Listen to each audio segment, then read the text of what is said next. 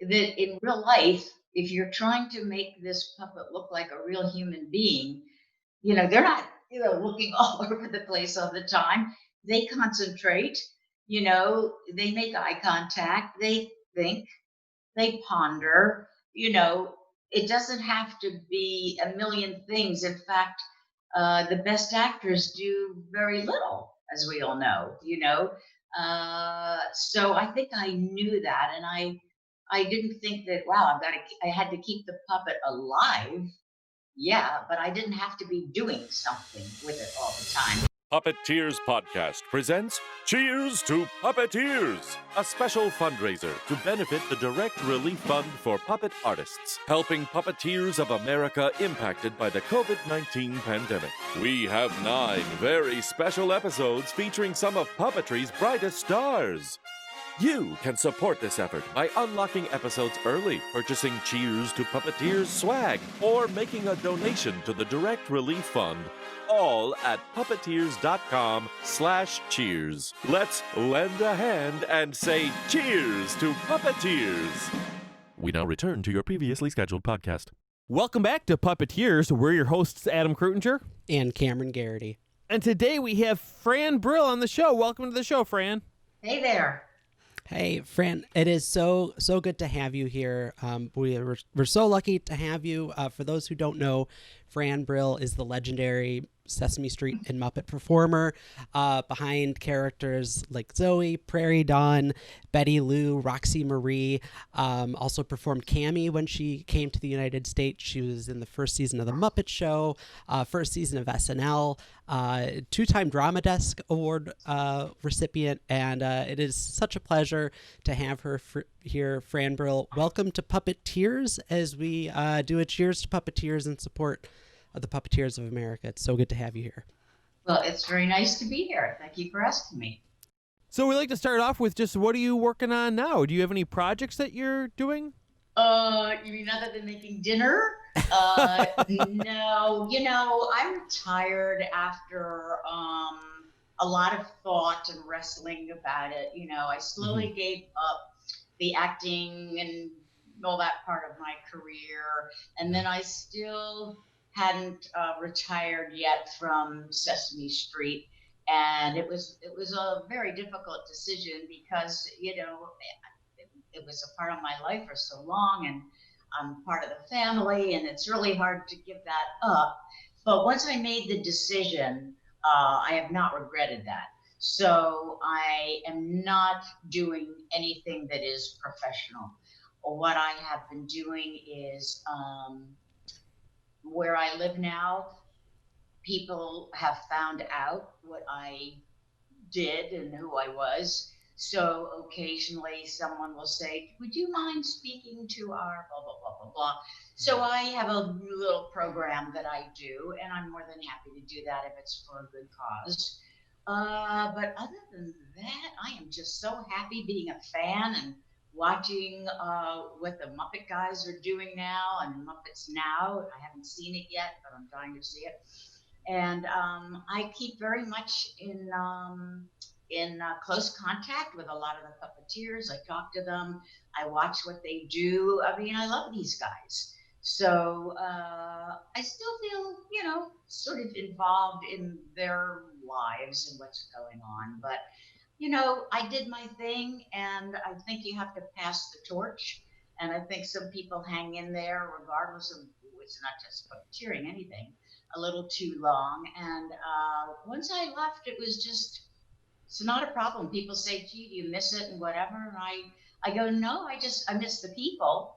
But they've been nice enough to ask me back once in a while to do something. The 50th anniversary Sesame Street special. I was a human. I was myself in the finale. And the characters, Prairie Dawn and Zoe, Mrs. Crustworthy, you didn't mention that, Cam. These are being played now by wonderful puppeteers, wonderful female puppeteers, great gals. I helped recast everything. So it's all good. It's all good. So I'm just living my life like a quasi-normal person, and trying not to get sick from COVID-19. Yeah. Right. No, definitely. Aren't we all? Yeah, exactly. It's not unique for most other careers that someone would kind of hang up their hat and they miss the people, not necessarily miss the work, but in the realm of the Muppets and that legacy, it's really sort of only you and Frank who have stepped away from it while still being around and sort of kicking. What is it like? What was it like, that process of, you mentioned that you were involved heavily in auditioning who you would hand the characters down to, but it's got to be just surreal too, knowing like as you're walking around that you could still see Zoe or Prairie or whoever popping up on your television screen and know that you weren't involved in that directly. Right. Well, I don't, I'm Stephanie DeBruzzo, who's a fabulous puppeteer. Always would do a mean imitation of me doing Prairie Dawn, but actually it was very, very good. So there was no question in my mind that she would end up doing Prairie Dawn, and she's in great shape with her. And then the other puppet that had to be recast with Zoe. And I actually always thought that Jen would do a great job with Zoe. I mean, I thought she had, all that energy and whatever. I don't know. I think it's weird myself, but I have no envy if I watch them. They have to do what they do with that character, I originated it, but everybody brings their own. Maybe they have some better ideas than I do with those characters. I don't know. I don't know why I'm so wonderful and open and giving, but I am. That was a joke, folks. Yeah. But I don't feel like, or anything like that. I think they're doing a great job. I wish both those characters were on more. I understand they're not. I think when I left, they made the show a little smaller, Sesame Street, that is. So you don't see all the ancillary characters as much. And with the females, it's really mostly Rosita and Abby. And, if that's what the producers want to do, that's what they do. That's all. I mean, while I was there, I don't know how many different executive producers came and went during my history with Sesame Street, which was a very long time. And everyone comes in with their own ideas of what to accentuate, what not to accentuate. And, who am I to tell them it's right or wrong? So, but I'm glad they're still around. I think I would have been very sad if they were completely off the show because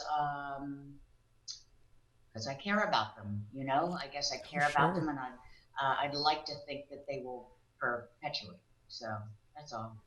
Yeah, no, that's absolutely beautiful. We were just talking to Dave Goles about performers who carry on characters, and I think one thing that's interesting, you look at like people who've taken over Jim's characters, and obviously like fans can be very critical of sometimes of how these new performers interpret these characters. I know, yeah. Yeah, but the one thing that's interesting though is obviously in that case the original performer has no can't say, hey, what, I approve of these choices, and the fact that leave them alone. Yeah, exactly. Please don't do that with it. Yeah. No. I think you have to be a grown up about it, and once you make a decision to leave, you can't just sort of waltz back in and go, excuse me, I know you've been performing this character now for a year, but I'm coming back to do some inserts. I just don't. That's not who I am. I wouldn't do that. Yeah. Of course, definitely. But I think that like from some fan perspectives, they might think, oh, Jim might not have done it that way, or so and so. And then I guess one thing that it seems really wonderful about you is like it sounds like you want these new performers to put a lot of themselves into these characters, not necessarily just try to do what you did before. Oh, sure, because they're not me. and you can imitate somebody's voice, because I know this goes on and on and on, but a lot of the fans say, oh, I can do a perfect Kermit, or I can do a perfect Grover. I wish I could audition, but it is not a voiceover job. Would that it were, it would be easy and everybody could do it, but it's so many talents at the same time. And if they don't have the voice absolutely perfect, especially in the beginning, I think if you see what, I guess this is okay to do, but when Eric Jacobson took over Grover and a lot of Jim's characters, Miss Piggy, I mean, a lot of Frank's characters. Yeah, a lot of Frank's characters. Yeah. And he is doing such a fantastic job that even I sometimes have to think, who is that? And I know the fans get troubled when a new person takes over a character, but all of these people are cast from within the family of the Puppeteers. It's not like they have found a puppeteer, from outside the group. So the ability to imitate a voice is already in the air, let's say, because people, we would all pit each other and do each other's voice, sometimes. I mean, the males would do the males, whatever.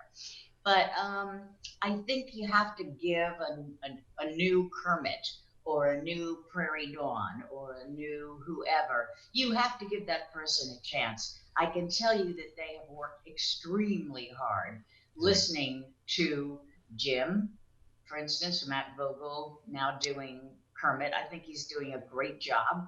Yes. And he really, really worked at it. And he went back to not what Stevie had did, because Stevie was very good too, but he went back to Jim, the original Jim, and listened and listened and listened. And it's the intonation, the inflection, it's the humanity of that character, and the manipulation. There's just so much. Plus, all of these puppeteers, they're a unit, and they're used to each other, and they joke around with each other. So to bring in somebody from outside the Muppet family to replace a character as important as Kermit, that almost has to be done within these performers who've been working together 10, 15, 20, 25 years. It makes perfect sense to me, and I feel badly for all of those people out there that want a chance to audition for a Kermit or whatever when it comes up. But Matt had to do a lot of auditioning too. Yeah. They didn't just throw a major character like that around. Yeah, like they say, a 20-year overnight success, right? Yeah. Yes. Well, so I hope the fans can be a little more understanding about what all is involved. It's not just the voice, it's finding the soul of that character, speech pattern, keeping that character alive while improvising, which is really tricky. And the wit, the quick wit that you need. Yeah, I love what you said about, having the audience give the new performer a chance. And I think, because when you think about it, the original are in some way a piece of that performer, and that's what I think people fall in love with so much, that how humanizing these characters can be. And so when someone else takes over that, what people think they want is an impression, when really that's not what's best for this character to have a long living life as a character. So I think it is important for these new performers to try to be as honest to the character as they can be, but also in order to make this a real fleshed out character, it has to have a piece of that new performer in it. Yeah. I mean, how can it not? Yeah. I mean, I have my DNA, and Stephanie has her DNA, and Jen Bernhardt has her DNA. I mean, it's just, but it's close enough. Also, on Sesame Street, there's a new audience every year. So it's not like a 5-year-old is going, when I was 3, that Zoe sounded differently. Now with Kermit, that's a little bit different. but it's much Sure. easier to get away with recasting, I think, Mm. on Sesame Street.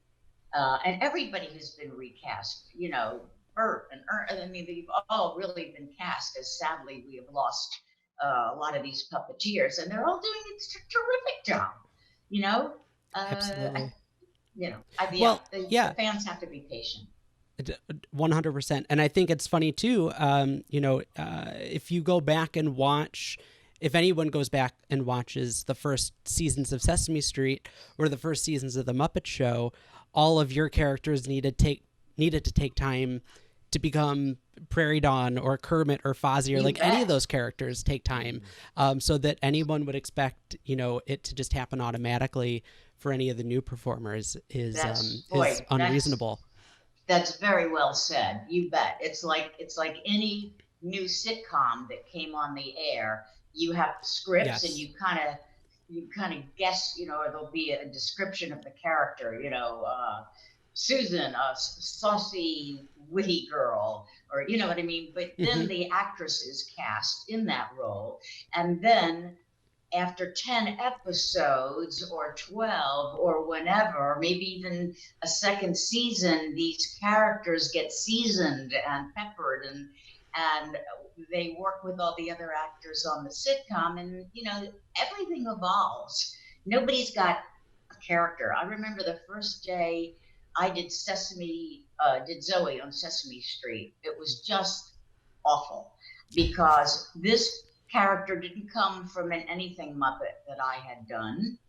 They created this character. She had a football shaped head, sort of like Ernie's, and I had nothing really to go on. I had to sort of create this thing out of thin air. So I worked with the puppet. You can't see that, in a mirror, and I would kind of talk to myself. I mean, I did a lot of stuff by myself, but only when I started improvising with Elmo, who was Kevin, of course, at the time, did I find out who she was. I really wasn't sure. I had things that I had imposed on her, or that the producers had said they want her to be spunky and they want her to play with all the boys. And, she was not a sit in the corner Prairie Dawn, reading a book or something like that.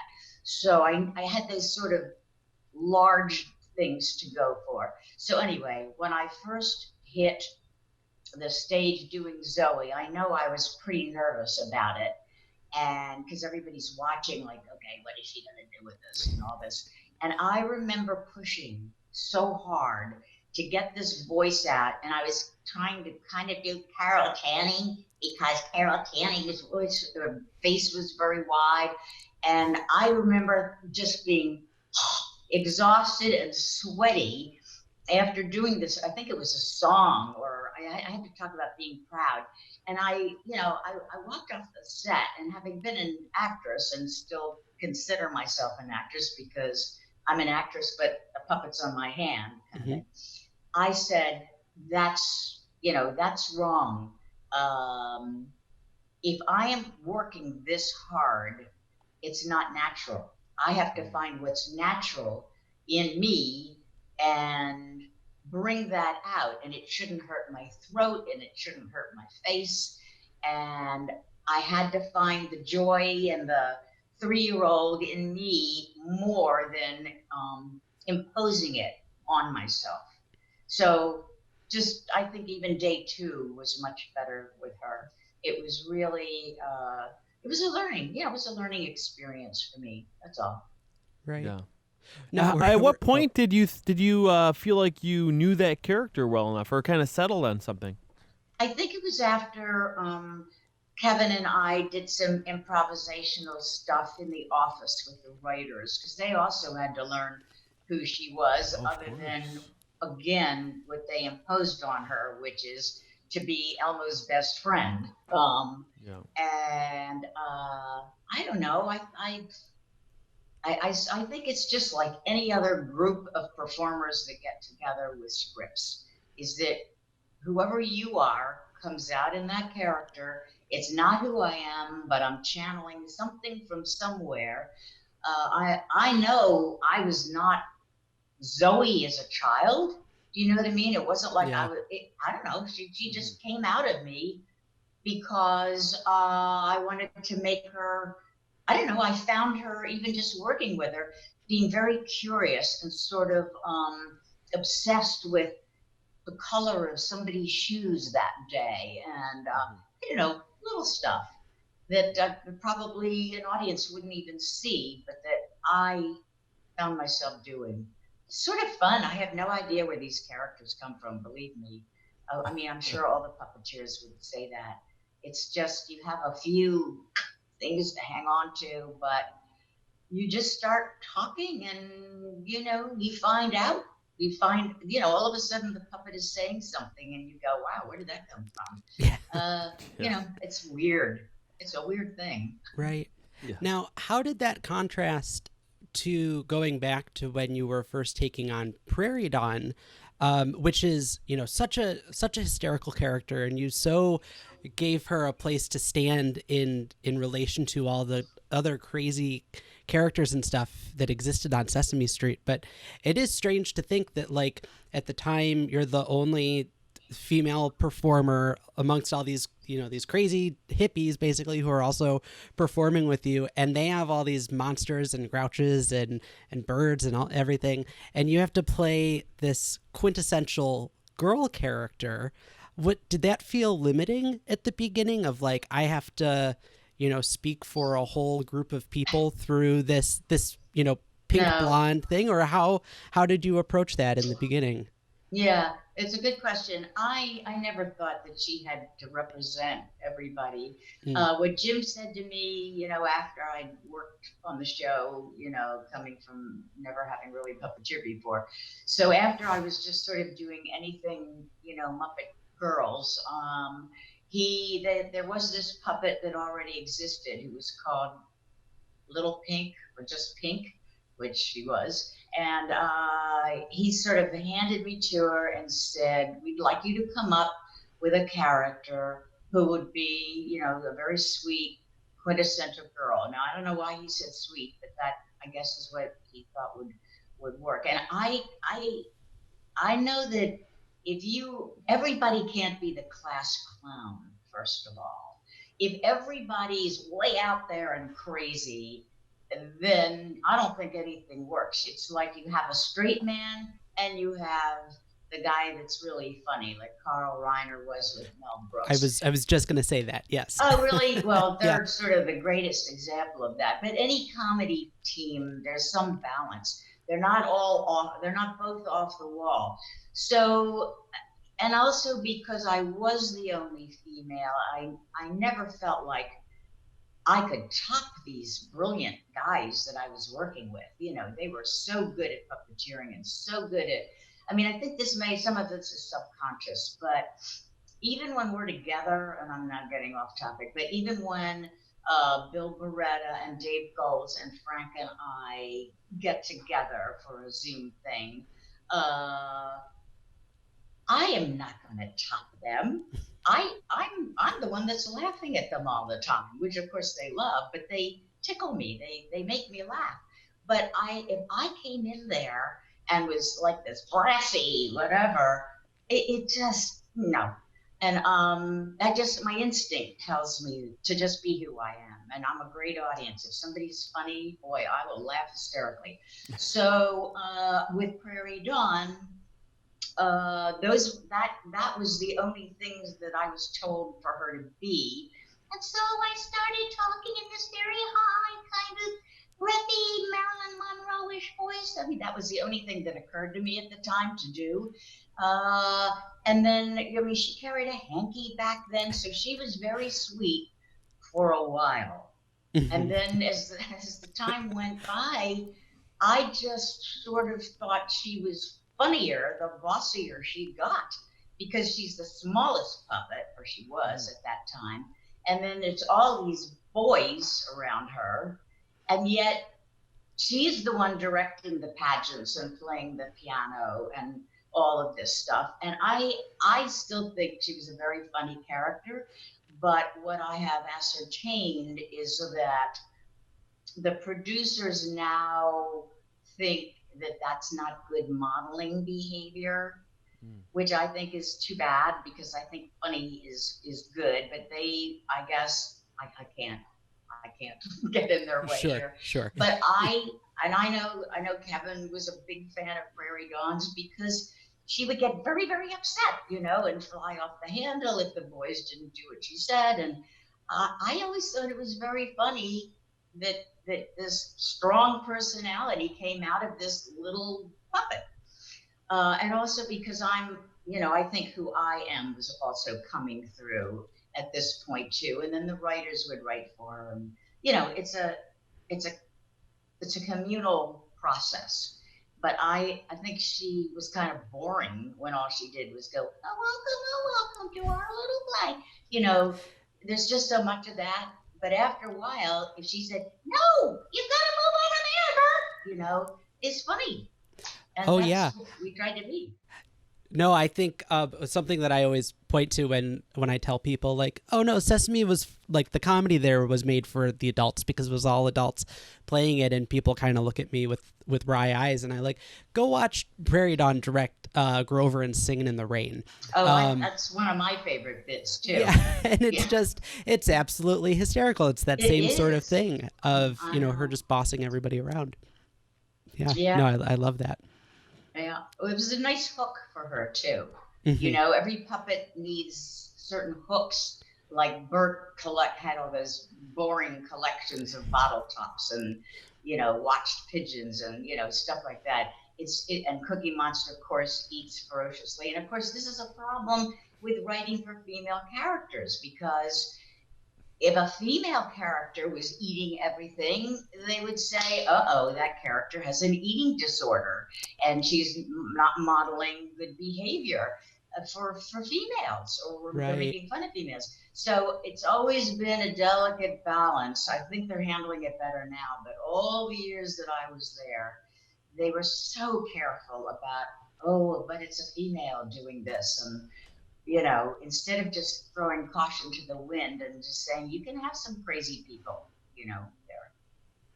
That had to be really tremendously frustrating, I would imagine. Again, given that, your coworkers are, binging cookies and doing all these crazy things with their characters. Right. It pigeonholes you.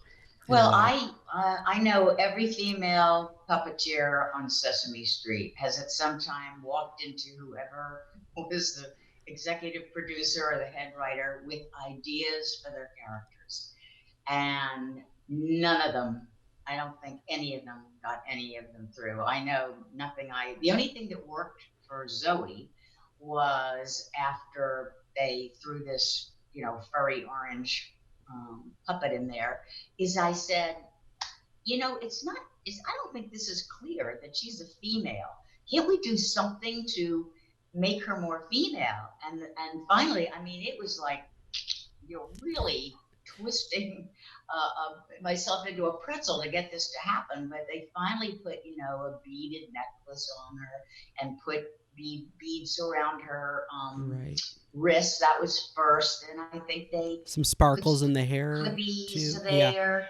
Yeah. Then they put sparkly stuff.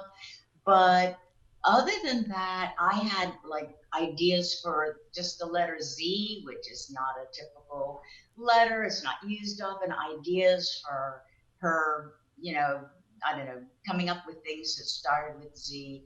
I had all of these ideas, none of which were used. And I know Carmen also went through the same thing with Rosita, coming into the writers with a pamphlet, full of ideas. And I don't know what's up with it, but it's tough. It's tough to get your ideas through, especially for the females. Yeah.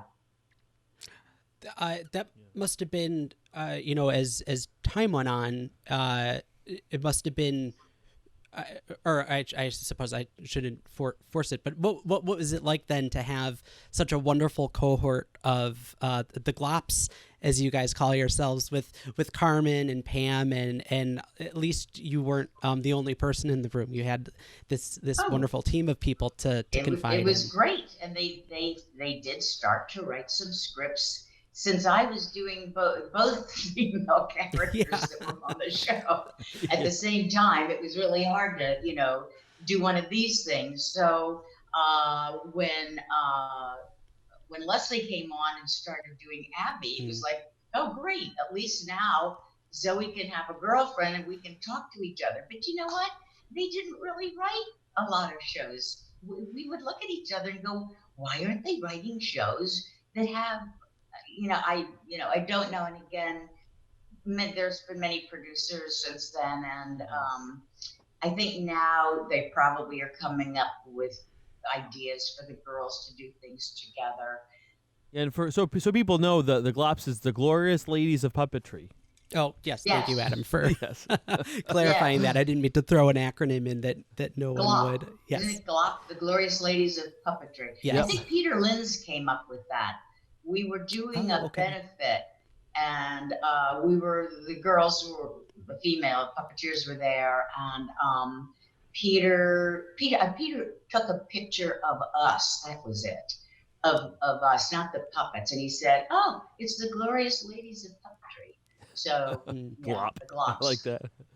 No, GLOP. That's great. That's great.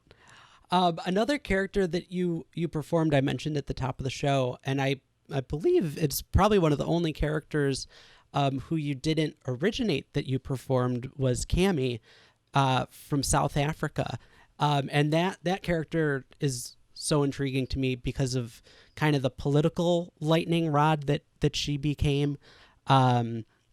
Given that, for people who don't know, it was the character from South Africa who had HIV/AIDS from Takalani Sesame. But when she was performed in the United States, that was a role you took on. What was that process like for you, of not only, taking her on, but, you're performing at the UN and next to President Clinton and all those things?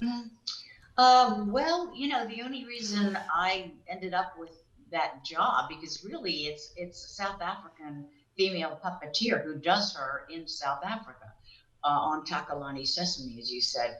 But they felt, I think probably financially, it would have been very expensive to fly her over to the States every time they wanted to use her, because Cami also would appear with the executive producer of Sesame Street at that time when he would talk here and there too. So financially, it made sense to try to use one of us. And then, I don't know, they just probably gave it to me because they thought, also because, it's flying by the seat of your pants when you do all these things. And they at least would know that with me, I could do it, just because of my experience. So, I thought this is great. I love the fact that she was HIV positive and how wonderful they were addressing that issue over in South Africa. So I worked really hard. Don't ask me to do it now because I'm out of practice, but I worked very hard to do my best to somewhat sound like the gal in South Africa. I listened to her and watched the tapes and stuff like that. And she was a very inexperienced puppeteer. I mean, of course, anybody that got on those shows was inexperienced. So, but I listened to her accent, and I tried to sound as similar to the gal who was doing it as possible. And the script would be typed in English, of course, but I would make all my notations that made sense probably only to me of how to pronounce those vowels and consonants and the inflection. And I just made up my own little guide, which would help me. So I don't know, it was fun. I enjoyed the challenge. And I guess I did stuff with Whoopi Goldberg for that, who's a friend of the show. We've all worked with her quite a bit. And I got to do it at some fun places. I'm sorry that stopped. I think it has stopped. I think they were looking to find someone to fund Cami, because The only time I did her out of the country was I was sent to Bangkok for the 11th anniversary of an AIDS conference or something. So I performed her there, but you can imagine how that expensive it is to send me the puppet, a PR person. So they were looking for an outside source to fund Cami's travels, and I don't know what happened to that. Yeah. So I think I don't know what's happening with that at all. I assume that Stephanie would do her. She's kind of taken over most of the characters that I did. Yeah, you know what other characters you forgot that I did, Cam? Was Roxie Marie. Oh, I'm sorry. You know what? She's even on my list. I and the apologize. Countess. Yes, of course. I loved Roxie Marie. She was one of my favorite, just people, you know, whatever came out of me. And I loved it because she was a smart little girl, and Jerry Nelson played her Uncle Biff. And I loved what they wrote for them because she was a smart little cookie and he was not as well educated, let's say. And, you know, I just thought the scripts for them were fantastic. But this is a long time ago. A lot of people probably have no idea what I'm talking about. That's okay. I'm a child of the 90s, and I was watching Sesame right as you guys went around the corner for season 25. That was the 25. That was the 25th anniversary. Yeah. So you're speaking my language, but okay. Yeah. But that's awesome. You know, one thing I'm wondering about is, because I know you had an extensive acting background before going into puppetry, and you continued acting while you were doing the puppetry. But I can imagine that the feeling on set of being with actors versus being with Muppets and Muppeteers is very different. Can you describe the differences and like how they made you feel potentially? Well, the worst thing was when I was working with an actor that I knew, who I had worked with. You know, that happened quite a bit. And you know, it was a little awkward for me. You know, it's hard to explain. I mean, I was very proud of the job I did, i.e. being a puppeteer on Sesame Street. But my first love always was and always will be acting. And there were a couple of times, like I did 2, if not 3 shows with Nathan Lane in New York as an actress. And Nathan came on the show, you know, quite a few years later. And I think I'd seen him here and there at the theater, you know, when we were both seeing a play. Hi, you know, that stuff. But when he came to the show, and now I'm under a table looking up at him, it was tough. It really was. I'm being honest with you, it was tough for me. So I just had to make some sort of peace with that and say, well, you know, it's just another job that I have. That's all, and I'll do my best with it.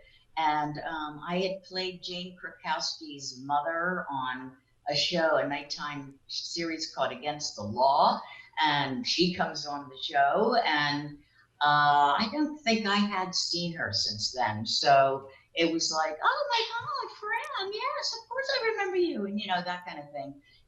But it was slightly uncomfortable for me. Yeah. Well, it's got to almost be like meeting someone at a high school reunion and like showing up in a McDonald's uniform. Not to sully at all.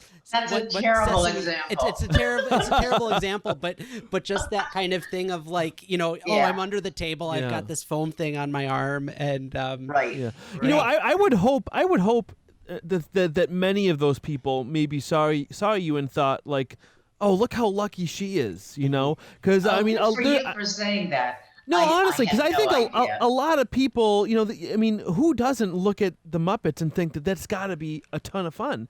And I'm sure that you might be able to relate that maybe acting as a person isn't always maybe as fun, or that's kind of what I was alluding to in the question too. Right, that maybe on set it can be a little bit more fun potentially than some of your standard acting types of sets. And I think they have admiration for the skill that's involved with it and all that.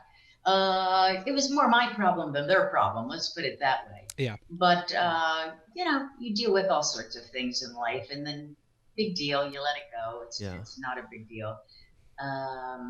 You know what? Jumping off that too, I wonder is having all this acting experience and then going into an environment where most of these puppeteers probably never had any training in acting, and of course puppetry involves acting, but there is also inherent differences. Was there any sort of obstacles as far as working with people who had less experience with formal acting? Sometimes, yeah, I would say so. I always thought, I think that was a little gnat. I always thought that, you can cut that out if you want or not, I don't care. I always thought that it was a great asset to have been an actor first, because my puppeteering was a little shaky in the beginning, having not grown up playing with a puppet at all and kind of learning on the job. And so I knew that I could create a character if I just, it was the most important thing, not only the voice, but to make that a very specific character. And I think I could bluster through just about everything. Even if the puppeteering wasn't that great, it still would seem okay because I tried really hard and came up with a character. And I know that's why Jim hired me with absolutely no experience, because he also had virtually no experience when he started puppeteering. Yeah. He learned on the job, and I had all the other skills that he needed. I could sing, I could come up with characters, I could do all sorts of accents from having done Irish plays and British plays, and I had an ear for that sort of thing. So all I needed to do was learn how to manipulate, which of course is not easy. But Jerry and I had that in common. He could do so much with his voice and come up with so many different voices and characters. And that's because of his acting background. I'm convinced of it. Right. It's a very solid foundation to be able to stand on as you bring up those other skills to that same level. And I just approached it as if the costume was on my hand. Sure. And somehow I just did that. And I thought, well, what was, if I, did a double take, what would that look like? And so I would just try to do that with the head of the puppet. I would imagine. It got easier. I'm sorry. No, I was going to say, I've got some acting experience as well. And one thing I think that you can pick up with more as an actor that you might, and I think you can pick it up as a puppeteer, but it wouldn't be maybe as intuitive, is just like, the types of be acting natural. Because, there's nothing natural really about having a puppet on your arm and holding it up. So, I think there's from that standpoint, there's a much better understanding of how to move naturally and what looks natural. Yes, and I also think you learn that you don't have to be real busy with that puppet. In real life, if you're trying to make this puppet look like a real human being, they're not looking all over the place all the time. They concentrate, they make eye contact, they think, they ponder, it doesn't have to be a million things. In fact, the best actors do very little, as we all know, So I think I knew that, and I didn't think that, wow, I had to keep the puppet alive. Yeah, but I didn't have to be doing something with it all the time. Talking and listening is really important for both actors and puppets. And to me, they're people. They are people. Sure. They have their own personality, they're characters, they're real. So why would you be doing all sorts of busy stuff?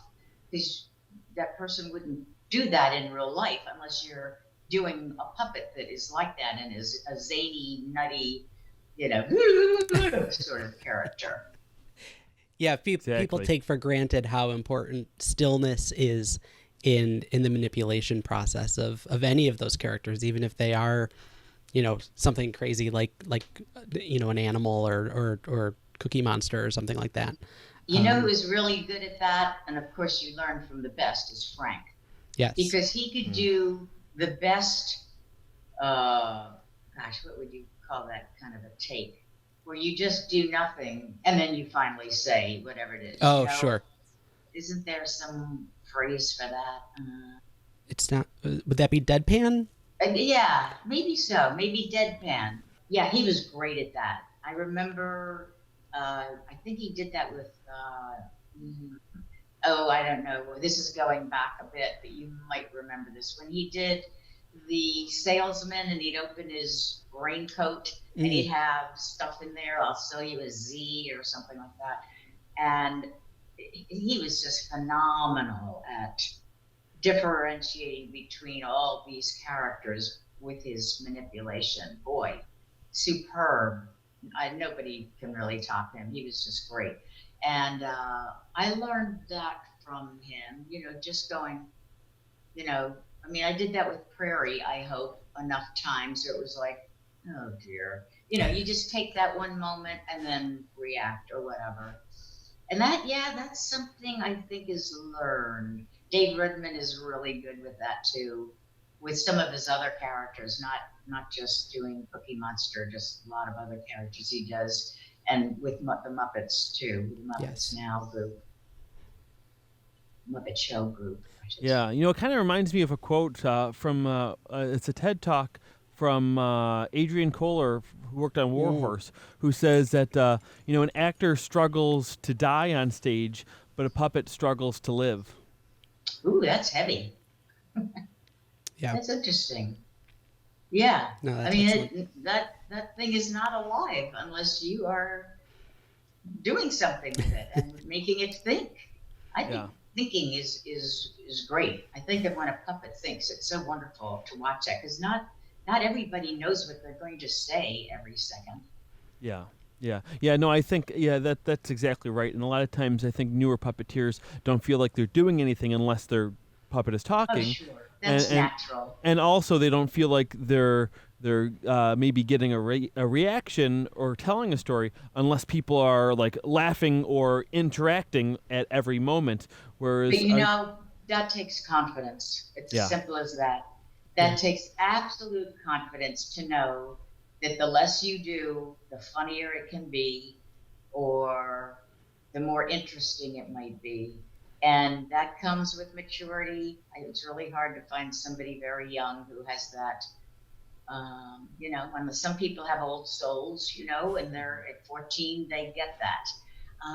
But generally speaking, that's something that comes with relaxation and confidence in what you're doing, and trying not to dazzle, but to just be good. You don't have to be brilliant. You just have to be good. And if you become brilliant, that's great.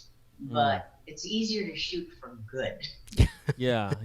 Another thing too, just knowing, I have an acting background, and so does my wife too, and she's always kind of known as like a character actor too. And I feel like, and those types of people often, I think can find, those often be the types of actors that I think that find puppetry. And the thing is, what makes a character actor so good is, like we talked about earlier, being surrounded by kind of normal characters. And so many people's tendency is to be such a big, loud character that if that's how all the puppets are, it's going to, it's not going to work. It's just not going to work. Yeah, exactly. It's not going to work. You have to have somebody who's listening and somebody who's talking. And I think it's not easy to be the one that reacts or is the quiet one. I mean, I think there's a certain skill to that, but it's for the greater good too. You can't just think about, oh, this is my moment to shine. If it's inappropriate, you're going to look like a doofus. You have to pick your moments, and you have to. I did that even as an actress. I would always think of, well, what is my part in this scene, or what is my part in this play? This is not all about me or my character. I'm part of the oneness of it. Mm-hmm. And the Muppets are a collaborative group of people. That's why we always laugh and say we play well with others, because it's not all about Scooter. It's not all about this person. It's the group and the dynamic between the group. And everybody's going to get their chance to be funny, to be clever, to do the take, the reaction shot, whatever. But you're not going to last long in a group like the Muppets unless you are easy to get along with. There's just no way. And I must say, Jim was very good about hiring people. He seemed to have an instinct about it, and if his instinct was wrong, that person was gone. And that worked in the office as well. But he mostly collaborated with other people who were good collaborators, and those people knew they were only part of the wheel. They were a very important cog, but they, when you think about Jeff Moss, John Stone, Joe Raposo, I'm going way back now, but the people that created Sesame Street and whatever, Jerry Nelson, Frank Oz, they all contributed to making this show a success. They listened to each other. It was not an ego trip for anybody creating this show. Yeah, no, I think that's really important for people to understand and remember. And one other thought that I had as you were talking about sort of the characters who are the straight men or the straight people, to kind of not be one of the crazy characters. An important thing to remember about that too is that you're often, when you're playing that role, being the analog for the audience member in that scene, because they're the person, they're sitting at home or in the audience thinking like, well, what is going to happen next? And they're asking all those rational questions that character often will, as everyone is being wild and crazy around them. And if you don't have that, then there's no way to relate to the scene that you're watching, even too. Right. I would say that with puppeteering, or certainly on a show like Sesame Street, which is meant to amuse, we were all encouraged to be as far out with a character as possible, whatever that might mean for your specific character. But that was always in the air to go, which is why Prairie would start screaming and banging her head, and it was just, I think that was smart, because puppets, you can only do so much with a puppet. The eyes don't react. If I go, like that to something you're saying, as an actress, you see that, but you can't really do that with a puppet unless you have an eye mechanism, and that really just goes up and down anyway. I mean, makes the eyelids go up and down. But I just think in developing a character, whatever your character was, just explore the outer perimeters of how far they might go with whatever their characters or their characteristics might be. I mean, Prairie Dawn was ultra sweet at first, and then she became very sure of herself, and I would always try to go as far with her as possible. At least I learned to do that later on. I didn't do that at first. But again, it's confidence, it's knowing who the character really is. No, I think those are really terrific insights, and it's been so great to hear you share so much of this. We can't thank you enough. It's my pleasure. One thing that we always ask people when they come on the show, the name of the show is Puppeteers, and that we get that from Jim Krupa, who I'm sure you've interacted with over the years. Yeah. Sure. And he always tells these wonderful stories of when things didn't go quite right in the moment on set, or at an appearance or something where you wanted to pull your hair out, but afterwards you could have a pretty good laugh about it. We weren't sure if you had a good puppeteer story that you could maybe share as we wrap up. Where something went wrong? Yeah, something, set fell, kind fell of think of apart it as like a blooper that happened that people don't know about. The bloopers that happen all the time on the set. Yeah. Sure. Well, I mean, I had my worst day on Sesame Street story, which is that when I was doing the Countess with Jerry, we were performing to a playback or pre-record of Oh Yes, I Remember It Well, which what is that from Gigi? I think it's Gigi. That's Oh Yes, I Remember It Well. And of course in the movie and with the Count and the Countess, they remember it completely differently, even though they say I remember it well. Anyway, the Countess, who has a very heavy wig on her head, on the puppet, and she wears heavy velvet clothing, was just difficult to put on, period. And so then we were doing this, sections of it and playing back, and there's so many things to get right and doing take after take. And it got to a point where the pain in my hand was so bad. People always think it's your arm that hurts. It's your hand. Especially, your arm hurts, of course, if you have to keep it up for a very, very, very long time, like in a live performance on TV or something.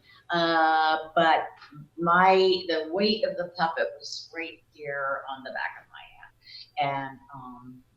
And it just froze up. I literally could not move my hand anymore. And that's, to me, was very embarrassing. It's like, if you're a good puppeteer, you should be able to finish the bit. But I just couldn't do it. So so Kevin had to take over for me. But that was like, I guess, the worst time I've ever had on Sesame Street. That, or I'm one of those people who forget very easily the embarrassing things that have happened to me. But the ones you try to forget. That's a good defense mechanism. Yeah, it is. I just think that was kind of really humiliating for me, even though everybody understood, and it probably could have happened to one of the guys too. But as the sole female for a long time, I always felt that I had to keep up. I felt that pressure. Because they were all really good, and I didn't want to ruin a take. Oh, the girl, she ruined the take.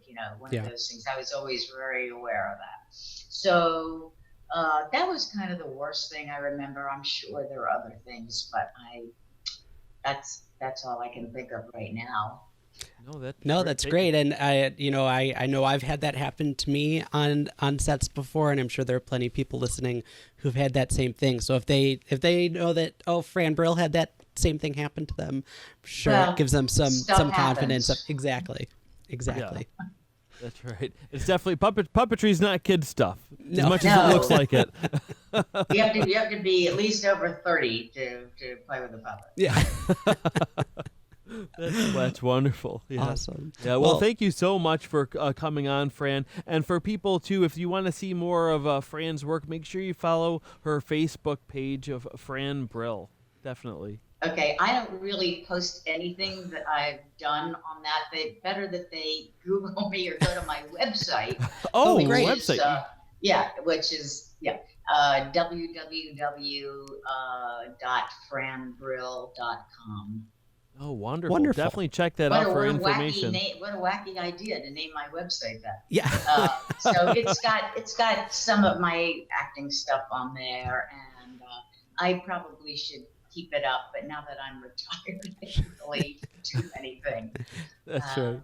Sure, and we'll be sure to include some clips to a lot of the stuff that we talked to today on our website. But that'd be great. Yeah, Fran Brill, it's been wonderful to talk to you, and thank you for helping us support the Puppeteers of America. You too, both of you guys. I wish you well. Thank you so much. Stay safe, stay well. Thank you. You too. Bye. Okay, bye-bye. We're at the end of another episode of Puppeteers, but the fun doesn't stop here. Visit Puppeteers.com for show notes and links to projects mentioned in this episode. Make sure to follow us on Facebook, Instagram, and Twitter at PuppeteersPod, where we're posting new things every day. Puppeteers is edited by Matt Bowen and made possible thanks to viewers like you. If you enjoy this content, you can join our incredible Patreon patrons who are supporting the show for as little as $1 per episode. Those folks get access to early releases, uncut episodes, official Cup O tiers just like we use on the show, and can even submit interview questions for our guests. Go to patreon.com/puppeteerspod to learn more. Another great way to support Puppeteers is rating and reviewing us on iTunes, leaving a comment or subscribing to this channel, or tell a friend about your favorite episode. Thanks again for joining us on Puppeteers Puppetry Shop Talk, in-depth interviews with the world's most passionate puppeteers. Hosted by me, Adam Krutinger. And me, Cameron Garrity.